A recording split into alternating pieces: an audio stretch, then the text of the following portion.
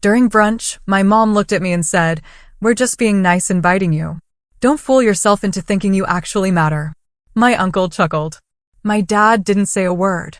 I took a sip of my coffee, gave a quick nod, and left without making a scene. 2 weeks later, the cabin they all cherished was sold. I closed the family's joint credit line, canceled every shared subscription, and waited. That night, my phone lit up with messages from the family group chat. Then I got the first call from, "Can you imagine looking your own mother dead in the eyes at brunch and hearing her say, 'Don't think you matter,' while your uncle laughs and your father says nothing?" That was the exact moment my entire world shattered, and I knew, with a chilling clarity, that I had to unleash a quiet, calculated storm. You see, on paper, we looked like the picture-perfect American family. My parents, Diana and Thomas Carter, built their wealth in real estate. We lived in this sprawling colonial house in Connecticut, took luxury vacations twice a year, and, honestly, we never, ever worried about money. But beneath that polished, gleaming exterior, our family dynamics were anything but perfect. They were, in fact, incredibly broken. From a young age, I just had this innate aptitude for numbers. While my siblings, Kyle and Amanda, followed my parents into these flashier careers, Kyle became a surgeon, Amanda a corporate attorney, I pursued finance. I graduated with honors from Wharton, built a wildly successful career as a wealth manager, and, ironically, became the person who handled my family's incredibly complex financial portfolio. I mean, the irony was almost laughable, right? The cabin in Vermont? That was the first major purchase I made with my inheritance from my grandma Ruth. She was the only one who truly saw me, truly got me. She left me a substantial sum with specific instructions to create something meaningful.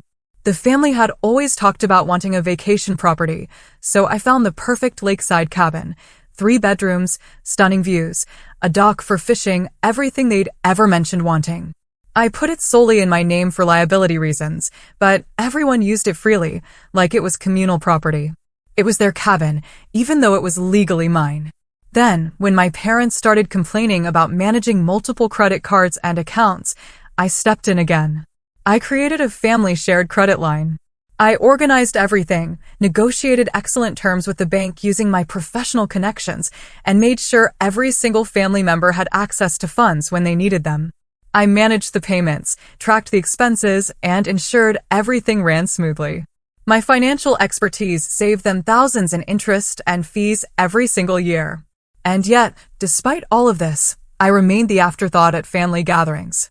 My opinion was the last sought, if it was even considered at all. Can you imagine? At our annual family meeting to discuss investments, my suggestions were often dismissed, only to be later proposed by my father or brother and suddenly deemed brilliant. It was infuriating.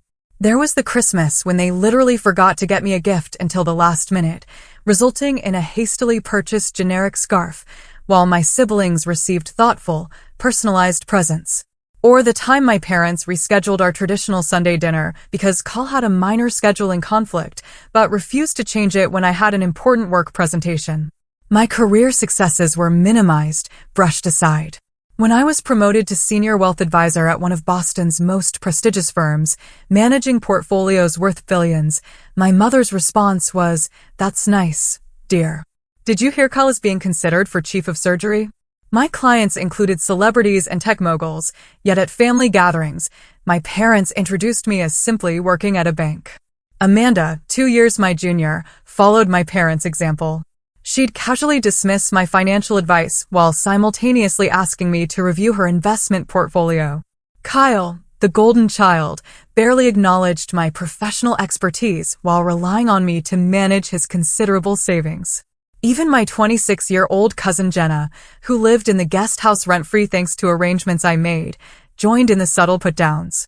Only my Aunt Patricia occasionally defended me, having experienced similar treatment as the family outsider who married in.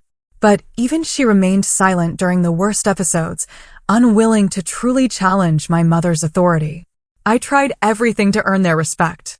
I hosted elaborate dinner parties at my downtown condo, only to have them criticize my choice of wine. I offered financial workshops for the family, creating personalized investment strategies that grew their wealth substantially, only to have them credit market conditions for the success. I bought thoughtful gifts, planned surprise celebrations, and bent over backward to accommodate their schedules. Nothing worked. I remained the family utility, useful when needed, invisible when not. The family accountant, the convenient ATM, and, sometimes, the occasional punchline. Each dismissal chipped away at me. But I held on to the hope that someday they'd recognize my worth. That hope, fragile as it was, sustained me through years of subtle cruelty. Until that Sunday brunch changed everything. The Sunday brunches were my mother's idea. Families should see each other regularly, she insisted, though these gatherings felt more like obligations than celebrations. Still, every month I arrived at my parents' house with a smile, bringing fresh pastries from the artisanal bakery near my condo and a determined optimism that maybe this time would be different. That particular Sunday in May seemed promising at first. The weather was perfect. Mom had set up brunch on the stone patio, the table dressed with her favorite floral tablecloth and grandmother's china. Everyone seemed to be in good spirits. "Rebecca, you made it," my mother said, kissing my cheek. She smelled of Chanel No. 5 and mimosas. "We're just about to discuss the summer plans." I placed the bakery box on the sideboard. "I brought those almond croissants everyone likes." "How thoughtful," she said without enthusiasm, already turning away. Kyle was telling us about his conference in Switzerland. The whole family might go to make a vacation of it. I took my usual seat, pouring myself coffee. Kyle dominated the conversation, detailing the medical conference and the extended European trip they were apparently planning. "We could stay a week in Geneva, then perhaps venture to the Italian lakes," my mother said excitedly. "Thomas, we could revisit that charming village we discovered on our honeymoon." I sipped my coffee, listening as they outlined this elaborate family vacation. No one looked in my direction or asked about my availability. I cleared my throat gently. "That sounds wonderful. When in August is the conference?" "I should check my calendar." The table fell silent. My mother's perfectly shaped eyebrows arched slightly. "Oh, Rebecca," she said with a small laugh, "we hadn't really thought. Well, it's primarily a family trip." I felt my cheeks flush. "I am family," I said quietly. My Uncle Richard snorted into his mimosa.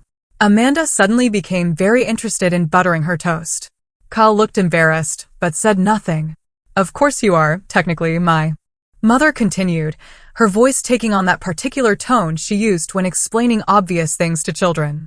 "But this trip is really centered around Kyle's achievement.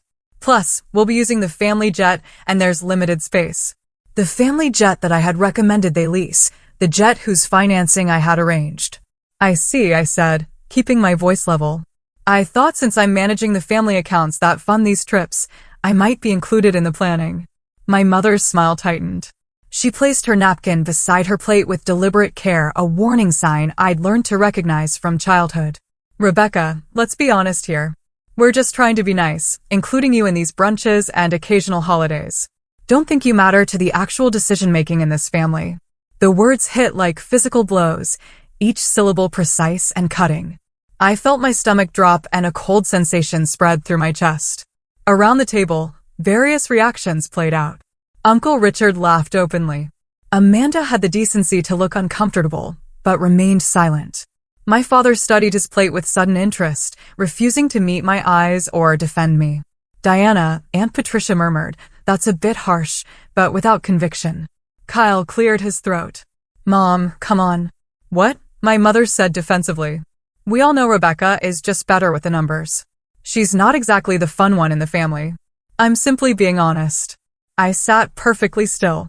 Years of practice helped me maintain a neutral expression while internally crumbling.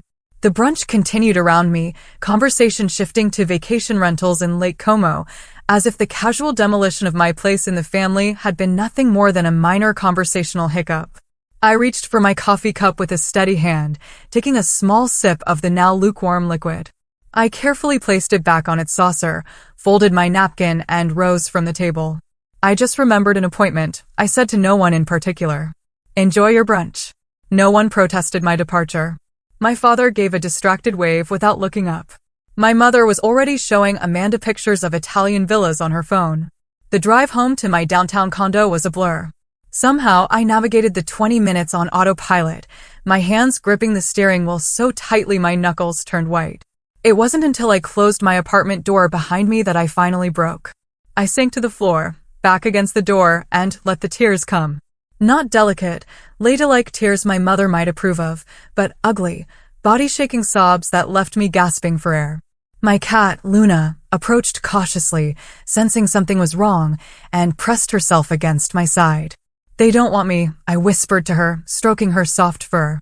"They've never wanted me." The truth I'd been running from for years sat heavily in my chest.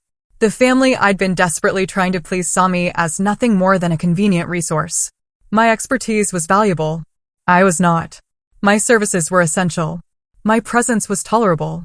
I was the family calculator, useful but disposable, appreciated for function rather than essence. As the light shifted across my living room floor, I remained there, emptying years of suppressed hurt and disappointment. When the tears finally subsided, I felt hollowed out, but somehow lighter. The painful clarity of my mother's words had stripped away the last of my illusions. Something had fundamentally changed inside me. I was done trying to earn love that would never be freely given. The next morning, I called in sick to work for the first time in 3 years. I needed space to think clearly, away from the demands of clients and colleagues.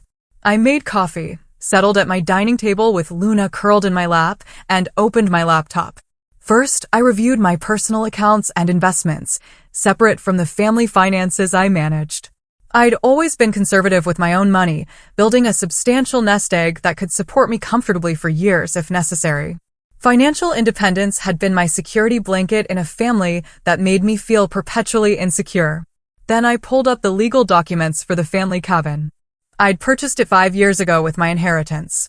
And although everyone used it as communal property, the deed listed only my name.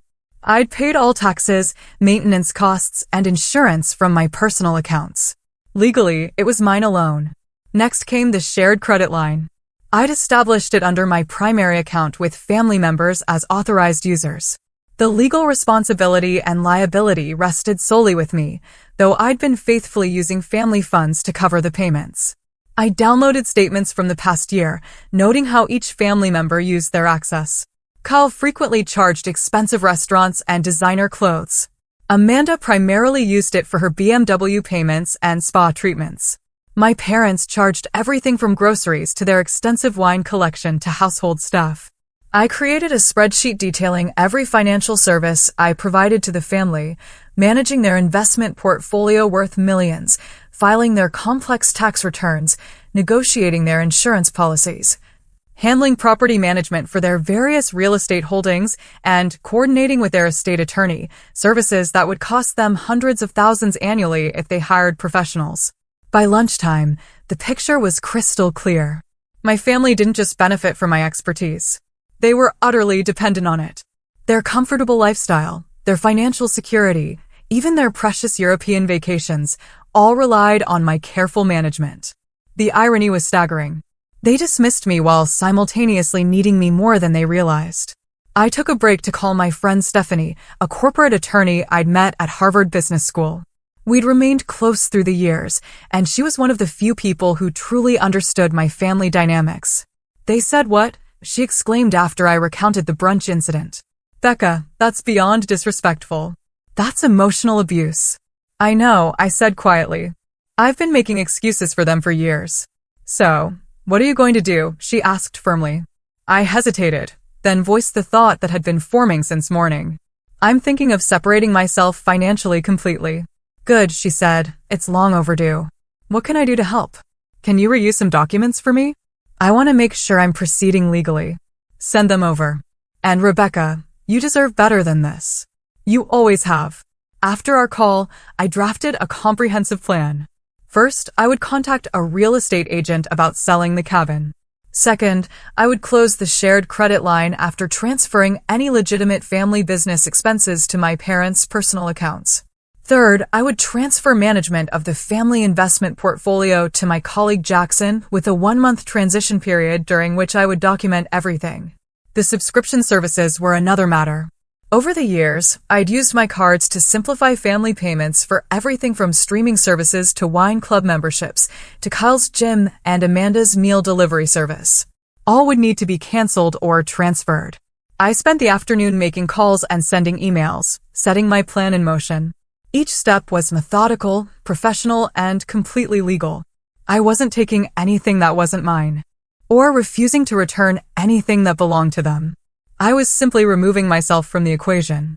With each call, each signature, each confirmation, I felt something shifting inside me. The girl who had spent her life seeking approval was being replaced by a woman who understood her value, with or without family validation. The hurt remained, a tender bruise on my heart, but alongside it grew something new, self-respect.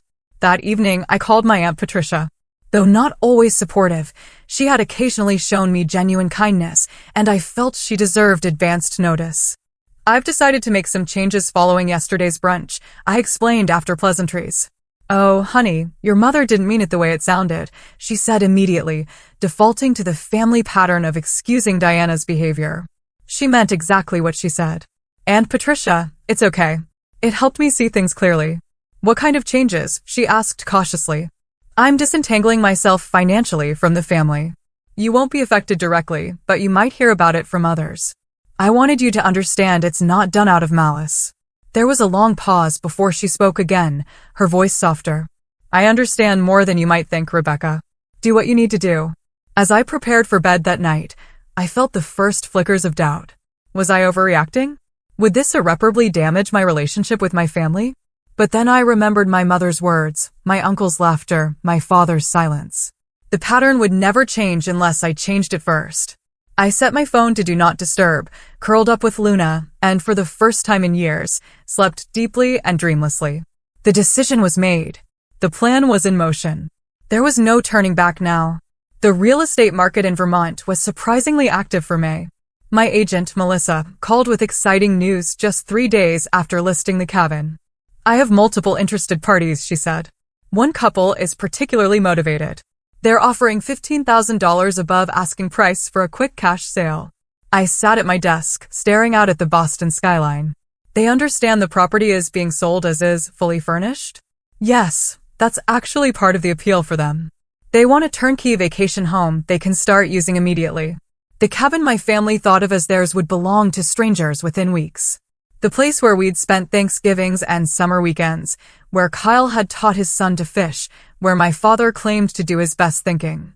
I felt a momentary pang of guilt, quickly followed by the searing memory of my mother's dismissive voice. "Don't think you matter." "Let's accept the offer," I said firmly. "How quickly can we close?" 2 weeks if everything goes smoothly." "Perfect. Send over the paperwork." After hanging up, I walked to my kitchen and poured a glass of wine. This was really happening. The first domino was falling. Part of me had expected to feel victorious, but instead I felt a complex mixture of sadness and relief. I wasn't enjoying hurting my family. I was simply refusing to be hurt by them any longer. The next day, I visited my bank to handle the shared credit line. The personal banker, James, had worked with me for years and greeted me warmly. "What can I do for you today, Miss Carter?" "I need to close the family shared credit line," I said, sliding over the account information. His eyebrows rose slightly. "The entire line? This is a substantial account." "Yes, the entire line. I've already transferred any recurring legitimate business expenses to other accounts. I'd like to give the authorized users 48 hours notice before full closure. Of course, we'll send formal notifications. May I ask if there's been a problem with the service?" I smiled politely. No problem with the bank at all, just a change in family financial arrangements. James nodded professionally, though curiosity lingered in his eyes. He processed the paperwork, and I signed where indicated. Another domino down.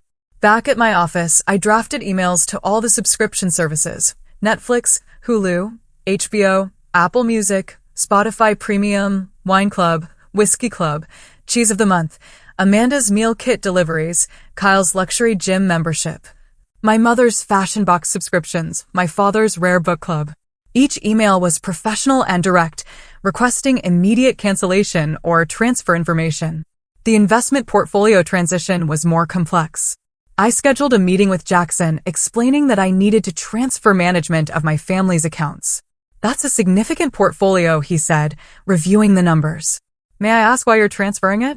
"These accounts have performed exceptionally well under your management." "Personal reasons," I said simply, "but I'll help with the transition." I've prepared detailed documentation of all holdings, strategies, and family preferences. Jackson, ever the professional, nodded.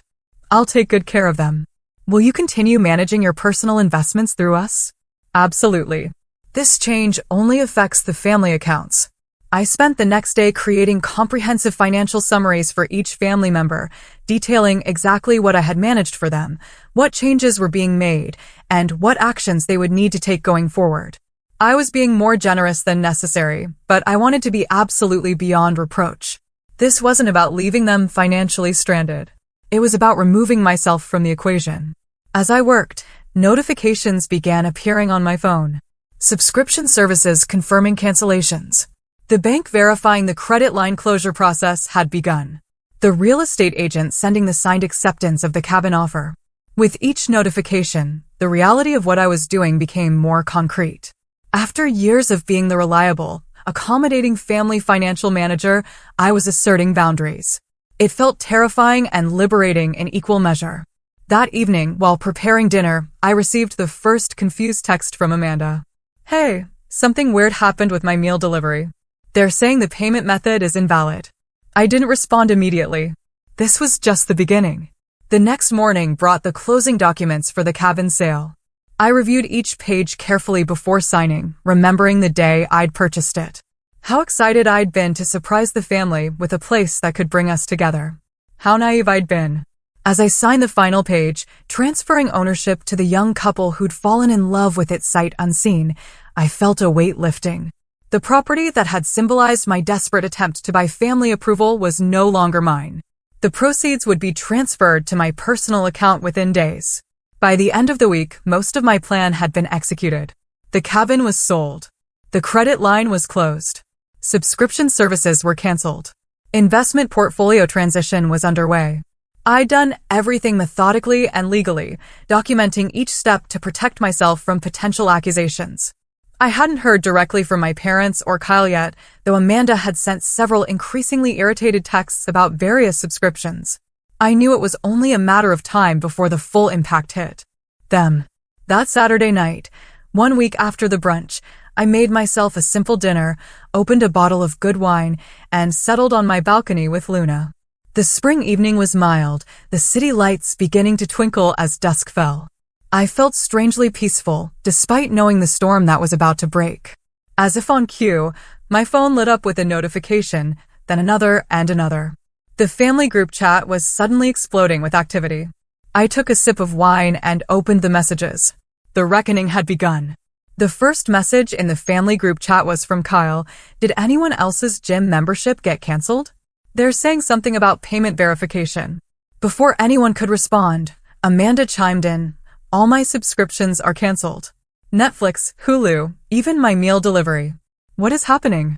My father, typically reserved in group chats, then wrote, Diana's wine club delivery was refused today. Something about payment method no longer valid. Then my mother. The housekeeper said her last direct deposit didn't go through. Rebecca, are you seeing these messages? There seems to be an issue with the accounts you manage. I watched the conversation unfold without responding, sipping my wine as the confusion turned to frustration, then to dawning realization. Amanda, wait, Becca. Did you cancel our shared subscriptions? Kyle, Rebecca, call me ASAP. There's something wrong with the family credit line. I set my phone aside and looked out at the city skyline. 3, 2, 1. My phone rang. Mother. I let it go to voicemail. It rang again immediately. Father this time.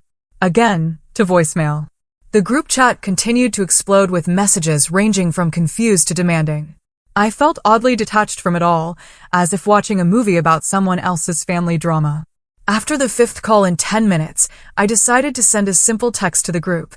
I've made some changes to the financial arrangements I previously managed. Nothing illegal or improper has been done. I'll explain everything next weekend. That unleashed a new torrent of messages. Kyle, what changes? Why wasn't this discussed with the family first? Amanda, you can't just make decisions affecting all of us without consultation. Mother, Rebecca Carter, call me this instant. The irony was almost laughable. Suddenly, my input was essential, my presence required, my decisions critically important. The very people who had dismissed me now demanded my immediate attention. I turned off notifications for the group chat and returned to my wine and the peaceful evening view. The true bombshell hadn't even hit yet. Sunday morning brought the next wave. I was enjoying a quiet breakfast when my phone lit up with a call from Uncle Richard. Curious about what he might say, I answered. Rebecca, he barked without preamble, what the hell is going on with the cabin? Frank Matthews next door says there's a young couple measuring for curtains. Says they told him they just bought the place. I took a calm sip of my coffee. That's correct. The sale closed on Friday. There was a moment of stunned silence before he exploded. You sold the family cabin without discussing it with anyone? Have you lost your mind? It was my cabin, Uncle Richard, purchased with my inheritance. Titled solely in my name. I was free to sell it as I wished. But that's the family vacation property. Your parents are planning to spend July there. Kyle's kids love that place. Yes, I know. Everyone enjoyed using my property. Unfortunately, things change. This is absolutely unacceptable. Your mother will be furious. I imagine she will be, I agreed pleasantly. Goodbye, Uncle Richard. I ended the call and blocked his number. Something I should have done years ago. Within minutes, my phone was buzzing constantly. Calls from my parents, Kyle, Amanda, various extended family members, text messages ranging from confused to threatening, emails demanding explanations. I spent the day in peaceful activities, visiting my favorite bookstore, having lunch at a quiet cafe, taking a long walk along the harbor. My phone continued to buzz with notifications, which I steadfastly ignored. By evening, the tone of the messages had shifted from angry demands to worried inquiries, and finally to grudging requests for conversation. My mother's latest voicemail almost sounded concerned. Rebecca, we haven't heard from you all day. We're worried. Please call us back so we can discuss whatever is bothering you. I smiled at the familiar manipulation tactic. In my mother's world, any action that inconvenienced her must stem from someone else's emotional problem, never from her own behavior. Monday morning brought professional consequences. I received a carefully worded email from Jackson. Rebecca, I've been contacted by your father regarding the family portfolio transition. He seems quite surprised by this development and has expressed concerns about proceeding without family consultation. Given our firm's commitment to clear communication with all parties, could we schedule a meeting to ensure everyone is aligned? I replied with equal professionalism. Jackson, as we discussed, I am the authorized manager of these accounts and have full legal authority to transfer their management. My father has no official role in these decisions. Please proceed as planned. If you're uncomfortable with this arrangement, I understand, but I'll need to transfer the accounts to another advisor immediately. His response came quickly, backpedaling. No need for that, Rebecca. We value your business greatly. I'll continue as instructed. Throughout the day, the family's approach evolved. Text messages offering to hear me out and understand my concerns. Voicemails suggesting family therapy. Even an email from my father proposing a business meeting to discuss reorganizing family finances in a way that recognizes your contributions. By Tuesday, desperation was setting in. My mother sent a message that almost sounded like an apology. Rebecca, if this is about what was said at brunch, I may have spoken too harshly. You know how I can be before my second mimosa. Please call so we can sort this out. Kyle, always pragmatic, cut to the chase. Becca, whatever Mom said, we can work through it, but I need access to the investment accounts ASAP.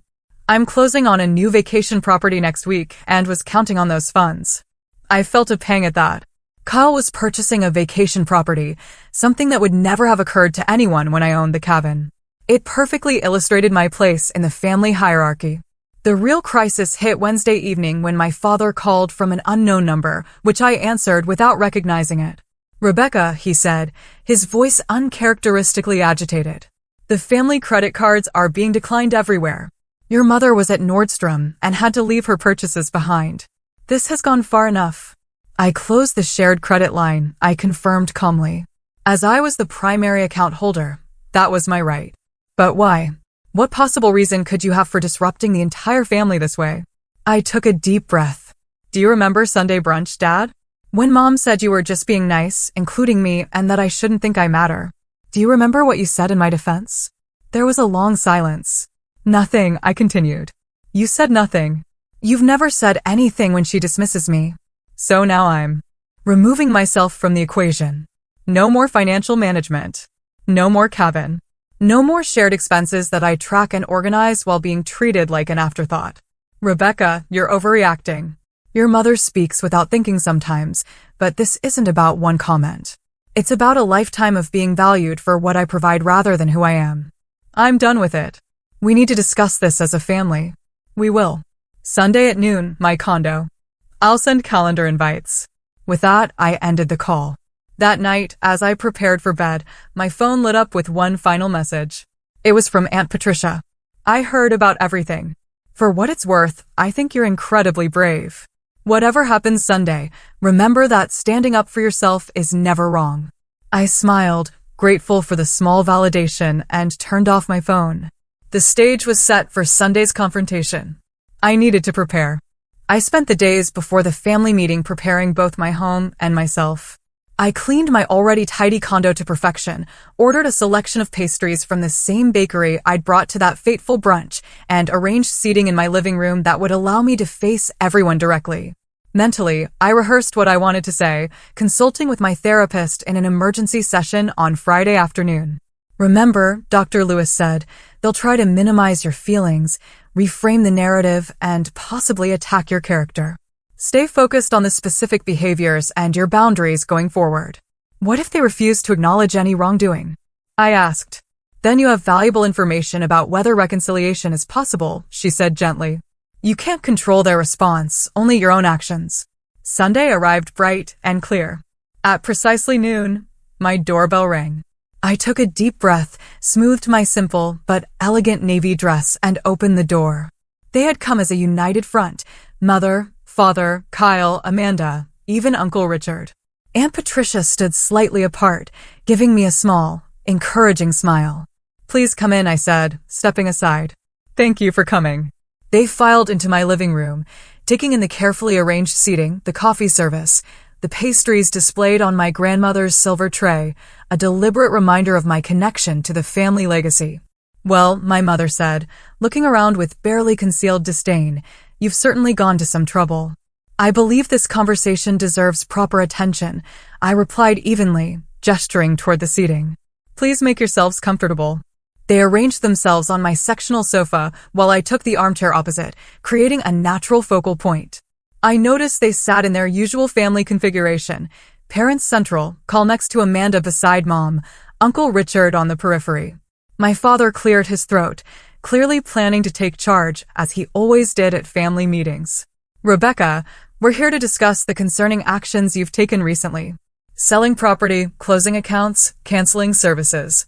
Before we get to that, I interrupted calmly. I want to address why those actions were necessary. My mother sighed dramatically. If this is about what I said at brunch, I've already told you I spoke too hastily. This isn't about one comment, I said, echoing what I'd told my father on the phone. It's about a pattern of behavior that has existed my entire life. What pattern? Kyle asked, seemingly genuinely confused. You've always been included in family events. Included? Yes. Valued? No. I looked around at each of them. I've spent years managing the family finances, creating systems that save everyone time and money, handling complex portfolios and tax strategies that would cost hundreds of thousands to outsource. And yet, when important decisions are made, like planning a family trip to Europe, I'm an afterthought. That's not fair, Amanda protested. The Switzerland trip was centered around Kyle's conference. It made sense for the whole family to go except me. I finished for her. Despite the fact that I managed the accounts that would fund that trip, despite the fact that I arranged the lease on the jet you planned to use. Uncomfortable silence fell over the room. Rebecca, my father said in his reasonable businessman voice, we all appreciate the financial work you do for the family. Perhaps we haven't expressed that adequately. This isn't about appreciation, Dad. It's about respect. About being treated as an equal member of this family, not just the convenient money manager. Of course, you're equal, my mother said dismissively. Don't be so sensitive. Uncle Richard snorted. Equal, Diana? You literally told her she doesn't matter at brunch last Sunday. All eyes turned to him in surprise. Even he seemed startled by his own words. What? he said defensively. I'm just saying what happened. I was there. My mother's face flushed. I did not say she doesn't matter. I said, you said you were just being nice, including me, and that I shouldn't think I matter to the decision-making in this family. I finished quietly. Uncle Richard laughed. Dad said nothing. Kyle looked uncomfortable, but stayed silent. Amanda studied her nails. You left out the context, my mother insisted. We were discussing a specific trip. The context is my entire life, Mother, I interrupted. The context is being valued for what I provide rather than who I am. The context is watching Kyle and Amanda receive recognition and inclusion while I'm treated as an afterthought. The context is Dad never once standing up for me when you dismiss me. My father shifted uncomfortably. Rebecca, family dynamics are complex. They certainly are, I agreed, which is why I've simplified mine. The cabin was legally mine, and I sold it. The credit line was in my name, and I closed it. The subscriptions were on my cards, and I canceled them. The investment portfolio I've managed for years is being transferred to another advisor. But why? Amanda demanded. Why punish everyone for one comment? I'm not punishing anyone. I'm establishing boundaries. I'm no longer willing to provide financial services to people who don't respect me. This is about money? Kyle asked incredulously. You're holding the family finances hostage because your feelings were hurt? I looked at him steadily. No, Kyle. This is about recognizing that I deserve basic respect, something this family has consistently failed to give me. So, what do you want? My father asked pragmatically. An apology? More acknowledgement of your contributions? What will it take to restore the previous arrangements? The question revealed so much. Not, how can we repair our relationship with you, but how can we get back the financial services you provided? I don't want anything, I said simply. I'm not negotiating. I'm informing you of changes I've already made. I've prepared individual folders for each of you with complete documentation of your financial situations, recommendations for moving forward, and contact information for excellent financial advisors who can replace my services. I retrieved the folders from my desk and distributed them. Everything is organized and clear. You'll find this transition much smoother than you might expect. My mother left her folder unopened on the coffee table. This is ridiculous. We're family. Families don't keep score or charge each other for help. You're right, I agreed. Families should support each other out of love, not obligation. They should value each member equally, not just for what they can provide. They should defend each other when someone is being mistreated. I looked around the room. I've spent years trying to earn my place in this family. I bought the cabin hoping it would bring us together. I managed the finances hoping my expertise would be valued.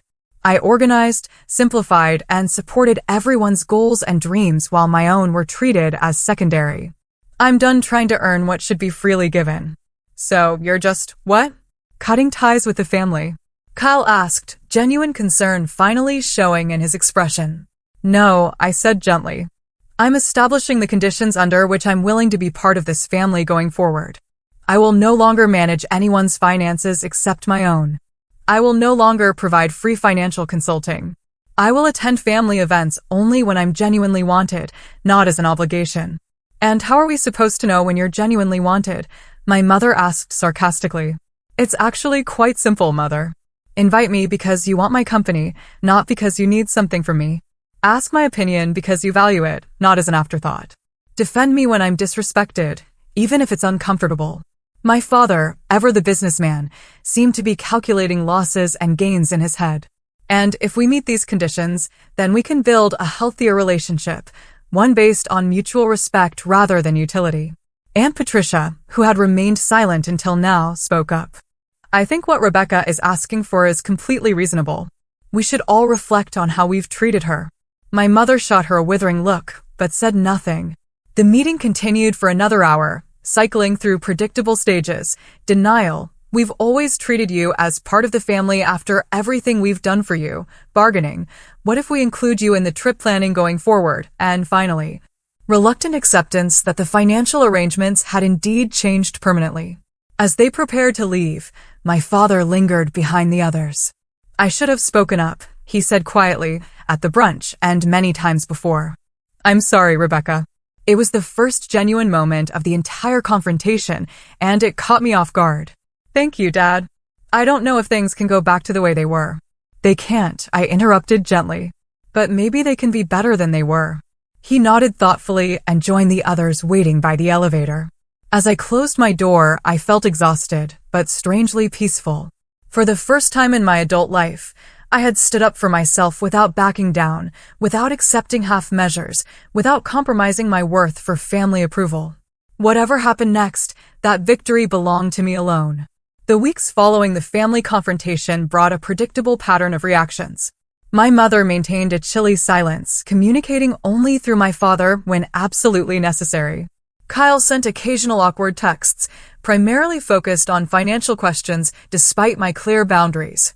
Amanda vacillated between angry messages and attempts at normal conversation, as if nothing significant had happened. My father, surprisingly, made the most consistent effort. He called once a week, keeping the conversations brief but respectful, asking about my work and life without bringing up the financial changes or family drama. These calls were stilted at first, but gradually developed a comfortable rhythm. We talked about books we'd read, current events, even memories from my childhood that I'd almost forgotten, fishing trips just the two of us had taken, science projects he'd helped with late into the night. I was thinking about that model solar system we built when you were in 4th grade, he said during one call. You were so determined to get the proportions exactly right. Stayed up until midnight calculating everything precisely. You helped me, I reminded him. You could have just told me to go to bed, but you sat there helping me measure and cut and paint. You always did have a mind for numbers, he said with what sounded like genuine pride. Even then, these small moments didn't erase years of standing by while my mother diminished me. But they offered a glimpse of what might be possible with time and effort on both sides.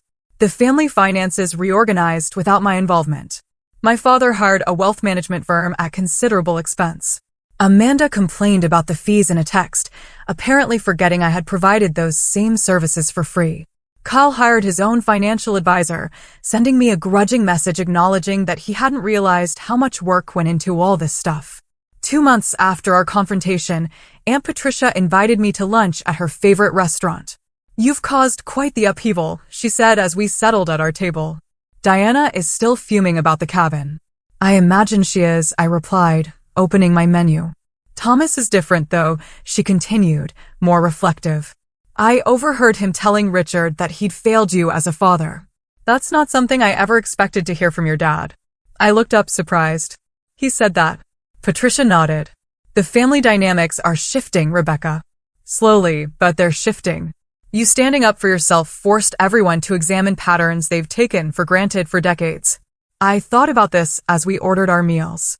I didn't do it to change them. I did it to protect myself. I know. That's why it's working. She reached across the table and squeezed my hand. I should have stood up for you more over the years. I'm sorry I didn't. You were in a difficult position yourself, I acknowledged. Mom never made it easy for anyone who married into the family. We spent the rest of lunch catching up on her children's lives, my work, and the book club we'd both joined. It felt natural and warm in a way family interactions rarely had before. As the months passed, I found myself building a different kind of life without the constant demands of managing family finances. I had time to explore interests I'd neglected. I took a pottery class, joined a hiking group, and volunteered at a financial literacy program for underserved communities. I developed deeper friendships, no longer canceling plans to handle family financial emergencies. My friendship with Stephanie strengthened as we met weekly for dinner or drinks. I grew closer to my colleague Jackson outside of work, discovering shared interests in jazz and contemporary art. My neighbor Emma, whom I'd barely spoken to despite living across the hall for 3 years, became a regular movie night companion. 6 months after the confrontation, my mother finally broke her silence with a text message. Your father's birthday dinner is next Saturday at Le Bernardin, 7 p.m. We'd like you to join us. No demand for financial advice, no guilt trip, no mention of past conflicts, just an invitation. I considered declining, but decided to attend with clear boundaries and low expectations. To my surprise, the dinner was almost pleasant. My mother remained somewhat distant, but made visible efforts to include me in conversations. Kyle asked about my volunteer work with genuine interest. Amanda shared stories from her recent cases without the competitive edge that usually characterized our interactions. "You look well, Rebecca," my mother said as we waited for dessert. "There's something different about you." "I am well," I replied simply. She nodded, something like respect flickering briefly in her eyes. The true test came 3 months later when Kyle's wife, Jessica, gave birth to their second child, a daughter they named Elise. The family gathered at the hospital to welcome the newest member. As I held my tiny niece, Kyle looked at me with unexpected seriousness. "Jessica and I were hoping you might consider being Elise's godmother." I looked at him in surprise. "Really?" "Really," Jessica confirmed from her hospital bed. "You're the most responsible, compassionate person we know, Rebecca. We want Elise to have you as a guide in her life." The request felt significant, not because of any financial implication, but because it acknowledged qualities in me beyond my utility to the family. It recognized my character, my values, my capacity for love. "I'd be honored," I said, looking down at the sleeping infant. Nearly a year after that fateful brunch, I hosted a dinner party at my condo. Around my table sat Stephanie, Jackson and his husband David, Emma, and to many people's surprise, Aunt Patricia and my father. My mother had declined the invitation. Some changes take longer than others, but her absence didn't diminish the warmth of the evening. As we enjoyed dessert and coffee, my father raised his glass. "To Rebecca," he said, who had the courage to teach an old man some new tricks. Later, as guests were leaving, he lingered behind. "I'm proud of you," he said quietly. "Not for your success or your financial acumen, though those are impressive. I'm proud of your strength, your integrity, your willingness to demand the respect you deserve. I should have given that to you really long ago." It wasn't a fairy tale ending. My mother and I maintained a careful, limited relationship. Kyle sometimes slipped into old patterns. Amanda still occasionally made competitive comments. But something fundamental had changed. Not just in how they treated me, but in how I allowed myself to be treated. The cabin was gone, but in its place grew something more valuable: self-respect and genuine connections based on mutual appreciation rather than obligation or utility. I had finally learned that family, true family, isn't defined by blood or shared credit lines, but by respect, support, and love freely given. Sometimes the bravest thing we can do is simply walk away from the table where respect isn't being served. Sometimes the most valuable inheritance isn't money or property, but the courage to say, "I matter." Not for what I provide, but for who I am.